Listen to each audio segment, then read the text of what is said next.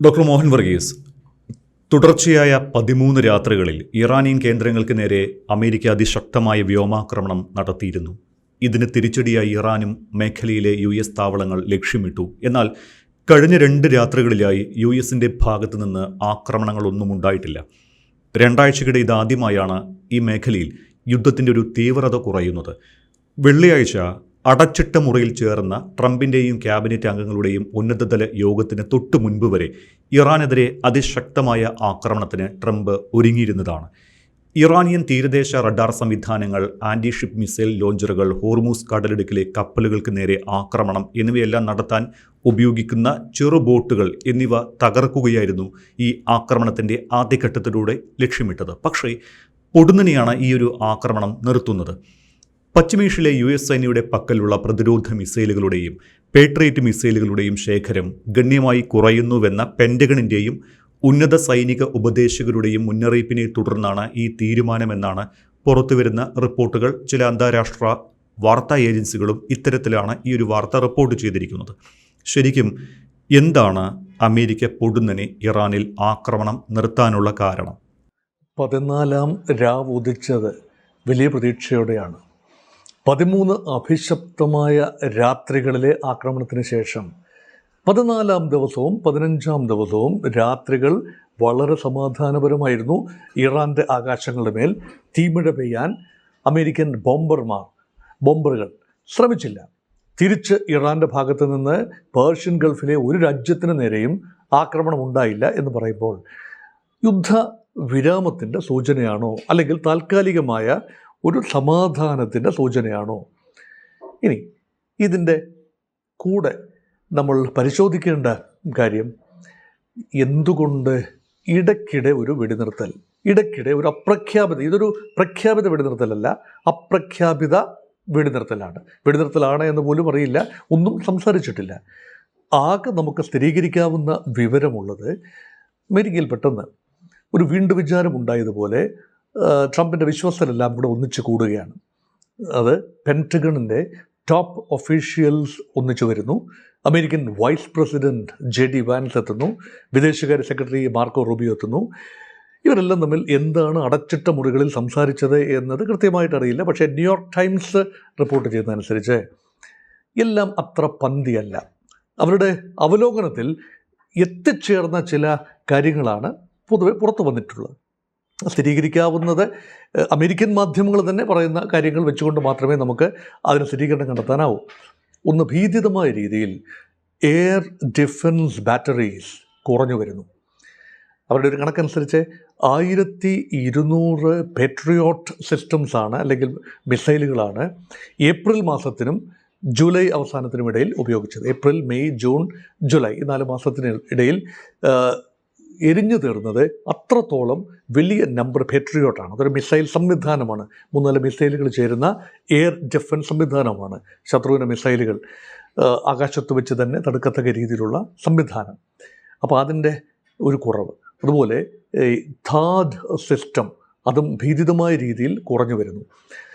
അങ്ങനെയെങ്കിൽ air defence ഇല്ലാതെ എങ്ങനെയാണ് സൗദി അറേബ്യ ഉൾപ്പെടെയുള്ള, അല്ലെങ്കിൽ UAE, ഒമാൻ, ഖത്തർ, ബഹ്റൈൻ ഈ രാജ്യങ്ങളെ എങ്ങനെയാണ് അമേരിക്കയ്ക്ക് സംരക്ഷിക്കാനാവുക? അമേരിക്കയ്ക്ക് സംരക്ഷിക്കാനാവുന്നില്ല എന്ന് വന്നു കഴിഞ്ഞാൽ പിന്നെ അമേരിക്കൻ താവളങ്ങളോടുണ്ടായിട്ട് എന്താണ് കാര്യം? അതുകൊണ്ട് അമേരിക്കയ്ക്ക് ഗൾഫ് രാജ്യങ്ങളുടെ മുമ്പിൽ മുഖം നഷ്ടപ്പെടുന്ന ഒരു അന്തരീക്ഷം ഉണ്ടാകാൻ പാടില്ല എന്ന് അമേരിക്കയ്ക്ക് ഉള്ളിൽ നിന്ന് തന്നെ ഒരു ചിന്തയുണ്ടാകുന്നു. അതാണ് ഒരു കാരണം. 2, അമേരിക്കയുടെ തന്നെ ആ മീറ്റിങ്ങിൽ തന്നെ സംസാരിക്കപ്പെട്ട മറ്റൊരു കാര്യം, അമേരിക്കയ്ക്ക് ഉള്ളിൽ വർദ്ധിച്ചു വരുന്ന ഒരു പൊതുജന നിരാശയുണ്ട്. ഈ അമേരിക്ക ട്രംപ് കാണിക്കുന്ന കാര്യങ്ങളോടൊപ്പം പൂർണ്ണമായി അമേരിക്കൻ ജനതയെ കൂടെ ചേർത്ത് നിർത്താനാവുന്നില്ലല്ലോ. ജനത ഒരു രീതിയിലും ട്രംപ് മറ്റൊരു രീതിയിലും ചിന്തിക്കുന്നു. അതുകൊണ്ട് കോൺഗ്രഷണൽ ബാക്കിങ്ങിന് എത്ര കാലം ഉണ്ടാകും? ഇപ്പോൾ തന്നെ അമേരിക്കൻ പ്രസിഡൻറ്റിൻ്റെ വാർ പവേഴ്സ് ആക്ട് വെട്ടിക്കുറച്ചുകൊണ്ട് തന്നെ ഹൗസ് റെപ്രസെൻറ്റേറ്റീവ്സും സെനറ്റും വെവ്വേറെ പ്രമേയങ്ങൾ പാസ്സാക്കിയിട്ടുണ്ട്. അപ്പോൾ ട്രംപിന് പാർലമെൻറ്റായ കോൺഗ്രസിൽ ഭൂരിപക്ഷമില്ല എന്നത് വ്യക്തമാണ്. അപ്പോഴെങ്ങനെയാണ് മുന്നോട്ട് പോവുക? അതുമാത്രമല്ല, നികുതിദായകന് ഉണ്ടാകുന്ന ഭീമമായ ബർഡൻ, യുദ്ധത്തിൻ്റെ ചിലവ് ആത്യന്തികമായി വഹിക്കേണ്ടി വരുന്നത് അമേരിക്കൻ ടാക്സ് പേയേഴ്സ് അല്ലേ? അതുമാത്രമല്ല, ഇപ്പോൾ പുതിയതായി പെൻറ്റഗണിൻ്റെ ഭാഗത്തു നിന്ന് റിക്വസ്റ്റ് വന്നിരിക്കുന്നത് ഏതാണ്ട് $1.5 trillion of financial assistance. Budgetary support അത്രയും നൽകാനാവില്ല. അമേരിക്ക ഇത്രയും വലിയ 30 ട്രില്യൺ ഇക്കോണമി ആണെങ്കിൽ പോലും 1.5 ട്രില്യൺ യുദ്ധത്തിന് വേണ്ടി മാറ്റിവെക്കാനാവില്ല. അതിൽ തന്നെ $70 ബില്യൺ വാറിന് വേണ്ടിയാണ്, മധ്യപൗരസ്യ പ്രദേശത്തെ യുദ്ധത്തിന് വേണ്ടിയാണ് ഇയർമാർക്ക് ചെയ്യുന്നത്. ആ പ്രപ്പോസൽ അനുസരിച്ച് ഇത് അംഗീകരിച്ചു കൊടുക്കാൻ അമേരിക്കൻ കോൺഗ്രസ് തയ്യാറാവില്ല. അതുകൊണ്ട് അമേരിക്കയ്ക്ക് ഉള്ളിൽ നിന്ന് തന്നെ വിരുദ്ധ സ്വരങ്ങൾ വരുന്നു, മനുഷ്യാവകാശ പ്രസ്ഥാനങ്ങൾ വരുന്നു. അമേരിക്കയുടെ യൂറോപ്യൻ പാർട്ട്നേഴ്സിന് ഒരു മടുപ്പിൻ്റെയും ഒരു റിജക്ഷൻ്റെയും അനുഭവമാണ്. അതാണ് മറ്റൊരു കാരണമായി പറയുന്നത്. മൂന്നാമത്തെ കാരണമായി പറയുന്നത്, ഈ മുൻകാലങ്ങളിൽ ഒരു തന്ത്രമെന്ന നിലയിലാണ് ഈ ആവനാഴിയിൽ അസ്ത്രങ്ങൾ കുറഞ്ഞു വരുമ്പോൾ തൽക്കാലം നിർത്തിവെക്കുക, യുദ്ധമെന്ന് പറയുന്നത് ആരുടെ ടേംസിലാണ് ചെയ്യുന്നതെന്നുള്ളതാണ്. ഇപ്പം അമേരിക്കയുടെ ടേംസിൽ യുദ്ധം ചെയ്യണമെന്നാണ് ആഗ്രഹം, മറ്റാരുടെങ്കിലും ടേംസിലല്ല. അമേരിക്ക സ്റ്റാർട്ട് ചെയ്യുന്നു, നിർത്തേണ്ടപ്പോൾ അമേരിക്ക നിർത്തുന്നു. പക്ഷേ ഇത് മുൻകൂട്ടി അറിയാവുന്നതുകൊണ്ടാണ് ഇറാൻ പറഞ്ഞത് നിങ്ങൾക്ക് തുടങ്ങി വയ്ക്കാനേ ആവൂ, നിർത്തി വെക്കേണ്ടത് എപ്പോഴെന്ന് തങ്ങൾ തീരുമാനിക്കും. ഇപ്പോഴൊരു റെസിപ്രോസിറ്റി എന്ന നിലയിൽ നിന്നും അമേരിക്കയിൽ നിന്നും മിസൈലുകൾ വരുന്നില്ല, അല്ലെങ്കിൽ മധ്യപൗരസ്യ പ്രദേശത്തെ അമേരിക്കൻ താവളങ്ങളിൽ നിന്നും ആക്രമണം ഇറാന് നേരെ ഉണ്ടാകുന്നില്ല. അതുകൊണ്ട് സ്വാഭാവികമായി ഇറാൻ്റെ ഭാഗത്തു നിന്ന് പ്രത്യാക്രമണങ്ങളും ഉണ്ടാകുന്നില്ല എന്നതാണ് സത്യം. അപ്പം ഇങ്ങനെ പലവിധ കാരണങ്ങളാൽ അമേരിക്കൻ ആക്രമണം കുറച്ചു വരുന്നു. അമേരിക്ക പൊതുവെ പറയുന്ന ഒരു കാരണം എന്താണ്? ഗിവ് ഇറാൻ എ ചാൻസ്, നന്നാകാനൊരവസരം, വിത്തിൻ കൊട്ടേഷൻ നന്നാകാൻ ഒരവസരം, മാറി ചിന്തിക്കാനൊരവസരം. എത്ര കാലമായിട്ട് മാറി ചിന്തിക്കുന്നു? 1979 മുതൽ ഈ വാണിംഗ് കൊടുക്കുന്നതല്ലേ. ഇറാൻ ഇന്നത്തെ രൂപത്തിൽ ഈ പറയുന്ന മതഘടനകളുടെ ഒരു മേധാവിത്വമുള്ള ഒരു ക്രമം വന്നത് 1979 ഇസ്ലാമിക് റവല്യൂഷന് ശേഷം. അതിനുശേഷം എത്ര പ്രാവശ്യമായി അമേരിക്കയുടെ വാർണിംഗ്, യുദ്ധവും സമാധാനവും സമയത്തൊക്കെ തന്നെ ഇതേ വാർണിംഗ് ഉള്ളതാണ്. അതുകൊണ്ട് മാറി ചിന്തിക്കാൻ അവസരമൊന്നും വേണ്ട. പിന്നെ പറയുന്നു, ഇപ്പോൾ നടന്നുകൊണ്ടിരിക്കുന്ന ചർച്ചയുണ്ടല്ലോ, ഒമാനും ഇറാനും തമ്മിൽ ടെഹ്റാനിൽ ഇപ്പോൾ നടക്കുന്ന ഹോർമൂസ് നിയന്ത്രിക്കുന്നതുമായി ബന്ധപ്പെട്ട ചർച്ച, അതിൻ്റെ പരിസമാപ്തി വെയിറ്റ് ചെയ്യുകയാണ്. എന്തെങ്കിലും ക്രിയാത്മകമായ നിർദ്ദേശങ്ങൾ ഉണ്ടാകുമോ എന്ന് പരിശോധിക്കുകയാണ് അമേരിക്ക. ഇതിലെന്തർത്ഥമാണുള്ളത്? ഒമാനും ഇറാനും തമ്മിൽ സംസാരിക്കുന്നത് ഹോർമൂസിലൂടെ എത്ര കപ്പലുകൾ കടത്തിവിടാം, അതിൻ്റെ നിയന്ത്രണം ആർക്ക്, അതിൽ അമേരിക്ക പിക്ചറിലേ ഇല്ല. അപ്പോൾ അമേരിക്കയ്ക്ക് താല്പര്യമുള്ള വിഷയമല്ല അവർ സംസാരിക്കുന്ന. അമേരിക്കയ്ക്ക് താല്പര്യമുള്ള വിഷയം ഇറാൻ്റെ ആണവ സമ്പുഷ്ടീകരണം നിർത്തിവെക്കുക, അല്ലെങ്കിൽ ഭാഗികമായെങ്കിലും ഒഴിവാക്കുക, ആണവായുധം ഇറാൻ നേടുന്നില്ല എന്ന് ഉറപ്പുവരുത്തുക. അതാണ് ആദ്യം മുതൽ തന്നെയുള്ള അമേരിക്കയുടെ പ്രഖ്യാപിതമായ നിലപാട്. അതിന് അനുരൂപമായ ഒരു ചർച്ചയും ഇറാനിൽ നടക്കുന്നില്ല, വെളിയിൽ നടക്കുന്നില്ല, മധ്യസ്ഥ രാജ്യങ്ങളുടെ ഭാഗത്തു നിന്നും നടക്കുന്നില്ല. ഇനി ചോദിക്കാം, ഈ മധ്യസ്ഥ രാജ്യങ്ങൾ എന്താണ് ചെയ്തുകൊണ്ടിരിക്കുന്നത്? പാകിസ്ഥാനും ഒമാൻ ആ രീതിയിൽ മധ്യസ്ഥ രാജ്യമെന്ന് പറയാനാവില്ല, ഖത്തറുമൊക്കെ എന്താണ് ഇപ്പോൾ ചെയ്യുക? നിരന്തരമായി ചർച്ചകൾ നടക്കുന്നു എന്നാണ് പറയുന്നത്. ഇസ്ലാമാബാദിൽ വെച്ച് അമേരിക്കൻ പ്രതിനിധി സംഘം ഇസ്ലാമാബാദിലെത്തുന്നു, പാകിസ്ഥാൻ പ്രതിനിധികളുമായി സംസാരിക്കുന്നു. അസിം മുനീറും ഒക്കെ വലിയ ഹാപ്പിയാണ്. ഷഹബാസ് ഷെരീഫും വളരെ സന്തോഷവാനാണ്. കാരണം അവർക്കിപ്പോൾ അന്താരാഷ്ട്ര തലത്തിൽ ഒരു വലിയ പ്രസക്തി കിട്ടുകയാണ്. വലിയ യുദ്ധം നിർത്തിവെക്കാൻ, അല്ലെങ്കിൽ ഇടനില നിൽക്കാൻ ഈ പാകിസ്ഥാനെ പോലെ ഒരു രാജ്യത്തിന് കഴിയുന്നു എന്ന് പറയുമ്പോൾ ലോക വ്യവസ്ഥയിൽ ഒരു അംഗീകാരം നിൽക്കുകയാണ്. ഒരു ടെററിസ്റ്റ് രാജ്യം എന്ന നിലയിൽ നിന്നും, അല്ലെങ്കിൽ ഭീകരരെ പിന്തുണയ്ക്കുന്ന ഒരു രാജ്യം എന്ന നിലയിൽ നിന്നും, ഇന്ത്യയുമായുള്ള സംഘർഷത്തിൽ കൈപൊള്ളി നിൽക്കുന്ന ഒരു രാജ്യം എന്ന നിലയിൽ നിന്നും ഒരു മധ്യസ്ഥൻ്റെ റോളിലേക്കൊക്കെ വരിക വലിയ സന്തോഷകരമായ കാര്യമാണ്. അതുമാത്രമല്ല, പാകിസ്ഥാൻ ആകെ വലിയ ഉന്മാദാവസ്ഥയിലാണ്. കാരണം ചൈനയിൽ നിന്നും ആയുധങ്ങൾ കിട്ടും, അമേരിക്കയുടെ പൊളിറ്റിക്കൽ പേറ്റനേജ് കിട്ടുന്നു, സൗദിയിൽ നിന്നും പണം കിട്ടുന്നു. സൗദിയും പാകിസ്ഥാനും തമ്മിലൊരു കരാറുണ്ടല്ലോ. ഈ ഹൂതികളൊക്കെ സൗദിക്ക് നേരെ തീ തുപ്പുമ്പോൾ സൗദിക്ക് മറ്റ് രാജ്യങ്ങളുടെ സഹായം വേണമല്ലോ. ഈ സൈനിക കരാറുണ്ടല്ലോ, സൗദി ആക്രമിക്കപ്പെട്ടാൽ പാകിസ്ഥാൻ സഹായത്തിന് വരും, തിരിച്ചും ഈ കരാറൊക്കെ ഇൻവോക്ക് ചെയ്യപ്പെടുമോ? പാകിസ്ഥാൻ ഒരു പ്രസക്തി വരികയാണ്. അതല്ലാതെ ഇപ്പോൾ നടക്കുന്ന നെഗോസിയേഷനിൽ ക്രിയാത്മകമായ ഒരു സജഷൻ വയ്ക്കാൻ പാകിസ്ഥാന് കഴിയുന്നില്ല. ഇറാനുമായി ഈ ക്ലാൻഡസ്റ്റൈനെ, ഇപ്പോൾ ഇറാൻ സൗദിക്ക് നേരെയുള്ള ആക്രമണം നിർത്തിവെച്ചതിൻ്റെ പിന്നിൽ, കാരണം സൗദിക്ക് നേരെ കാര്യമായ ആക്രമണം ഈ കഴിഞ്ഞ 13 ദിവസം നടന്ന യുദ്ധത്തിൽ സൗദിക്ക് നേരെ കാര്യമായ ആക്രമണം ഉണ്ടായില്ല. ആക്രമണത്തിൻ്റെ സിംഹഭാഗവും കുവൈറ്റിന് നേരെയും ജോർദാന് നേരെയും അതുപോലെ ബഹ്റൈന് നേരെയുമായിരുന്നു. അപ്പോൾ ഈ 3 രാജ്യങ്ങൾക്ക് നേരെയുള്ള ആക്രമണം മാത്രമായി ഇറാൻ എന്തുകൊണ്ട് ചുരുക്കി? ഔപചാരികതയുടെ പേരിൽ ഏതാനും മിസൈലുകൾ ഒമാനും UAE ഒക്കെ നേരെ വിട്ടു എന്നത് വിസ്മരിക്കുന്നില്ല. പക്ഷേ അതിന് പിന്നിൽ പാകിസ്ഥാൻ്റെ ഒരു കളിയില്ലേ എന്ന സംശയം പല കോർണറുകളിലുമുണ്ട്. ഇറാനും പാകിസ്ഥാനും തമ്മിൽ അവിഹിതമായ, അതായത് ക്ലാൻഡസ്റ്റൈൻ ഒരു ഓയിൽ ഡീൽ ഉണ്ട് എന്നും സൗദി അറേബ്യയും ഇറാനും തമ്മിൽ ഉള്ള ഒരു പാരസ്പര്യത്തിന് ഇടനില നിൽക്കുന്നത് രഹസ്യമായി പാകിസ്ഥാനാണ് എന്നും പൊതുവെ വിശ്വസിക്കപ്പെടുന്നു. അപ്പോൾ അതിന് കൃത്യമായ സ്ഥിരീകരണം ഉണ്ടാവില്ല, ക്ലാൻഡസ്റ്റൈൻ ഡീൽസാണ്. പക്ഷേ സൗദി അറേബ്യ ഇറാൻ ആക്രമിക്കില്ല, പാകിസ്ഥാനുമായി ഒരു നിരപ്പിൽ പോകണം ഇറാൻ. പാകിസ്ഥാൻ പല വള്ളത്തിൽ കാലു ചവിട്ടുകയാണ്. നോക്കൂ, ഇറാനെ പിണക്കുന്നില്ല, മധ്യസ്ഥത എന്ന റോളിൽ ഇറാൻ്റെ വിശ്വാസ്യത നേടിയെടുക്കുന്നു. ഇറാനിൽ നിന്നും എണ്ണ ലഭിക്കുമെങ്കിൽ അയൽ രാജ്യമാണ്, അത് പെട്ടെന്ന് ഹോർമൂസ് കടന്നു തന്നെ വരേണ്ട ആവശ്യമില്ല. മറിച്ച് ഹോർമൂസിനും വെളിയിലുള്ള ഗൾഫ് ഓഫ് ഒമാനിൽ ഉള്ള ഇറാൻ്റെ തുറമുഖങ്ങളിൽ നിന്നും പാകിസ്ഥാൻ്റെ തുറമുഖങ്ങളിലേക്ക് പെട്ടെന്ന് എണ്ണ കൊണ്ടുപോകാൻ കഴിയും. വളരെ അടുത്തല്ലേ, പാകിസ്ഥാൻ അയൽ രാജ്യമല്ലേ. ഈ സിസ്റ്റേൺ ബലൂചിസ്ഥാനും ബലൂചിസ്ഥാനും അയൽ പ്രവിശ്യകളല്ലേ, രണ്ടും ഒന്ന് സിസ്റ്റേൺ ബലൂചിസ്ഥാൻ ഇറാനിലും ബലൂചിസ്ഥാൻ പാകിസ്ഥാനിലുമാണ്. അപ്പോൾ തീർച്ചയായും പാകിസ്ഥാൻ ആ വഴി ആലോചിക്കുന്നുണ്ട്. പാകിസ്ഥാൻ എണ്ണ ആവശ്യമുള്ള രാജ്യവുമാണ്, അതൊന്ന്. പിന്നെ ചൈനയുമായി അടുത്ത് നിൽക്കുന്ന രാജ്യമല്ലേ ഇറാൻ. ചൈനയല്ലേ പാകിസ്ഥാൻ്റെ ഒരു വലിയ രീതിയിലുള്ള സപ്പോർട്ട് ബേസ് എന്ന് പറയുന്നത്.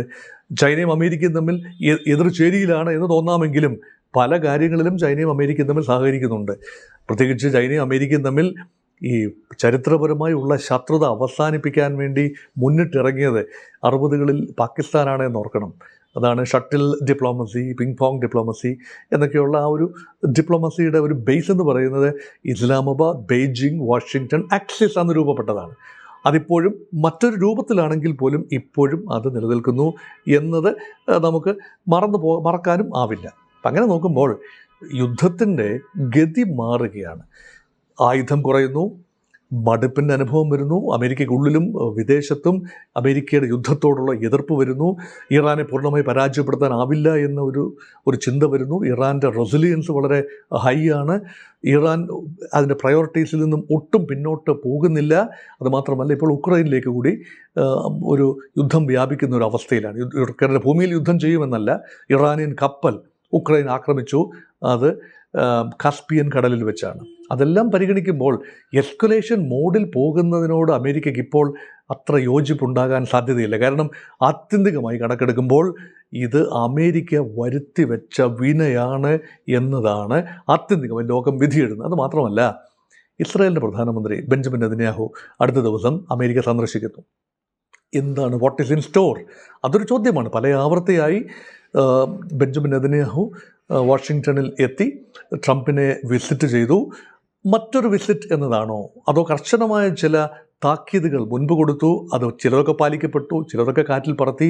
അതുമാത്രമല്ല, യുദ്ധം എങ്ങനെ മുന്നോട്ട് പോകണം, സമാധാനം എത്തുന്നു എന്ന് വരുമ്പോൾ എങ്ങനെയെങ്കിലും അത് ചവിട്ടി കലകാൻ എന്തെങ്കിലും ഒരു രീതിയിൽ ഇസ്രായേലിന് കഴിയുന്നുണ്ട്. ഇതുവരെ അത് കഴിഞ്ഞിട്ടുണ്ട്. ഒരിക്കൽ കൂടി അതിനുള്ള ശ്രമമാണോ, അതോ വലിയേട്ടനായി അമേരിക്കയെ കൺവിൻസ് ചെയ്യാനാണോ ബെഞ്ചമിൻ നെതന്യാഹുവിൻ്റെ പുറപ്പാട്? കഴിഞ്ഞ ദിവസം അമേരിക്കൻ മാധ്യമങ്ങൾ തന്നെ കൊണ്ടുവന്ന റിപ്പോർട്ടാണ്, ബെഞ്ചമിൻ നെതന്യാഹുവിനോട് ഇപ്പോൾ ഈ സമയത്ത്, ഇപ്പോൾ ഈ രണ്ട് ദിവസങ്ങളിൽ, അതായത് കഴിഞ്ഞ 48 മണിക്കൂറിനുള്ളിൽ ഒരു ആക്രമണവും നടത്തരുതേ, ഇനി ഞങ്ങൾ പറഞ്ഞിട്ട് മതി, എന്തും നിങ്ങളുടെ കൂടെ നിൽക്കില്ല എന്ന് കഠിനമായ ഒരു താക്കീത് നൽകി എന്നാണ് വിവരം. ട്രംപിൻ്റെ ഒക്കെ താക്കീതൊക്കെ ഇസ്രായേൽ അംഗീകരിക്കാനാണെങ്കിൽ എപ്പോഴേ യുദ്ധം നിൽക്കുമായിരുന്നു. അങ്ങനെയൊന്നും അല്ലല്ലോ. പക്ഷേ ഈ താക്കീത് കൊടുക്കാനുള്ളത് കൊടുക്കുന്നുണ്ട്. ഒരു വഴി ആക്രമണം, ലെബനൻ ആക്രമണം നിർത്തിവെക്കണം, അത് കർശനമായ താക്കീതാണ്. അവിടെ ഇപ്പോൾ സമാധാനമെന്ന് പറയാനാവില്ല എങ്കിലും വലിയ കലാമിറ്റി വാർത്തകൾ അവിടെ നിന്നും കേൾക്കുന്നില്ല. അപ്പോൾ മധ്യപൗരസ്ത്യ പ്രദേശത്തു നിന്നും വരുന്നത് ചില പോസിറ്റീവ് സിഗ്നൽസാണ്. Except Houthis versus Saudi and Ukraine Russia conflict, അത് ഇതുമായിട്ട് ചേർത്ത് വായിക്കണം. അത് മറ്റൊരു എപ്പിസോഡിലൂടെ ഞാൻ കൂടുതലത് വ്യക്തമാക്കാം. അപ്പോൾ ഉക്രൈൻ എങ്ങനെ രംഗത്ത് വരുന്നു എന്നും ഈ കാസ്പിയൻ കടൽ എങ്ങനെയാണ് പ്രശ്നകലുഷിതമായി എന്നതും മറ്റൊരു എപ്പിസോഡിൽ കൈകാര്യം ചെയ്യേണ്ടതുകൊണ്ട് ഞാനത് വിശദീകരിക്കുന്നില്ല എന്ന് മാത്രം. ഇപ്പോൾ നിലവിൽ ട്രംപ് പറഞ്ഞിരിക്കുന്നത് ഒരു കാരണവശാലും ആയുധങ്ങളുടെ ഷോർട്ടേജ് അല്ല ഇപ്പോൾ കാണുന്ന സമാധാനത്തിന് പിന്നിൽ. ഇറാൻ അത് വിശ്വസിക്കാൻ തയ്യാറല്ല. നിഷ്പക്ഷമായി ചിന്തിക്കുന്ന ആരും അത് വിശ്വസിക്കാൻ തയ്യാറല്ല. കാരണം ഇതിനു മുൻപ് 3 പ്രാവശ്യമെങ്കിലും, മിനിമം 3-ൽ കൂടുതൽ പ്രാവശ്യം 3 പ്രാവശ്യമെങ്കിലും സമാധാന ശ്രമങ്ങൾ ഉണ്ട് എന്ന പ്രതീതി ജനിപ്പിക്കുന്ന സമയത്താണ്, അല്ലെങ്കിൽ ചർച്ചകൾ ആക്റ്റീവായി പോസിറ്റീവായി നടക്കുന്ന സമയത്താണ് അപ്രതീക്ഷിതമായ അമേരിക്കൻ ആക്രമണം ഇറാന് നേരെ ഉണ്ടായത് എന്നതുകൂടി പരിഗണിക്കുമ്പോൾ ഈ സമാധാനം ഒന്നിൻ്റെയും സൂചനയാണ് എന്ന് വായിച്ചെടുക്കാൻ ഞാൻ ആളല്ല. ഇറാനും അത് ചെയ്യുമെന്നെനിക്ക് തോന്നുന്നില്ല. അതുകൊണ്ട് വരുന്ന ഇടത്ത് വെച്ച് കാണാം. സമാധാനമെങ്കിൽ സമാധാനം. ഇപ്പോൾ നടത്തിയ പ്രഖ്യാപിതമല്ലാത്ത അപ്രഖ്യാപിതമായ ഒരു വെടിനിർത്തൽ, അല്ലെങ്കിൽ അപ്രഖ്യാപിതമായ ഒരു ശാന്തത, അല്ലെങ്കിൽ യുദ്ധമില്ലാത്ത ഒരു അന്തരീക്ഷം അത് തുടരട്ടെ. എണ്ണവില ബാരലിന് $5 കഴിഞ്ഞ രാത്രിയിൽ കുറഞ്ഞു. നല്ല കാര്യം. $100 മുകളിലേക്ക് പോയിക്കൊണ്ടിരുന്ന വില $95 താഴെയായി മാറിയിരിക്കുന്നു. ബ്രെൻഡ് ക്രൂഡിൻ്റെ വില അത് 70 വരെ 68-70 വരെ താണിരുന്നതാണ്. ഉയർന്ന് 2 ആഴ്ച കൊണ്ട് ഈ 13 ദിവസത്തെ ഇപ്പോഴത്തെ യുദ്ധത്തിൽ ഉയർന്ന് അത് $100 ഭേദിച്ചു പോകാൻ ശ്രമം നടത്തിയത്. പക്ഷേ വീണ്ടും താഴെ വരട്ടെ. പക്ഷേ ചെങ്കടലിലൂടെയുള്ള കപ്പൽ ഗതാഗതം തടസ്സപ്പെടുമ്പോൾ, ഇപ്പോൾ 7 കപ്പലുകൾ മാത്രമാണ് കഴിഞ്ഞ ദിവസം ചെങ്കടൽ ഭാഗത്തൂടെ കടന്നുപോയത്, ബാബെൽ മന്ദേബിലൂടെ. അത് വളരെ സമ്മർദ്ദം അനുഭവിക്കുമ്പോൾ വീണ്ടും എണ്ണ വിലയുടെ മേൽ ആ പ്രഷറുണ്ട് എന്ന് ഓർക്കണം. അതുകൊണ്ട് ഇതെല്ലാം തന്നെ പരിഗണിക്കുമ്പോൾ ഈ ഒരു എങ്ങനെയാണ് മുന്നോട്ട് പോകുന്നത് എന്ന് പൂർണ്ണമായി അറിയാത്ത ക്രിയാത്മകമായ ഒരു സജഷനും വരുന്നില്ല.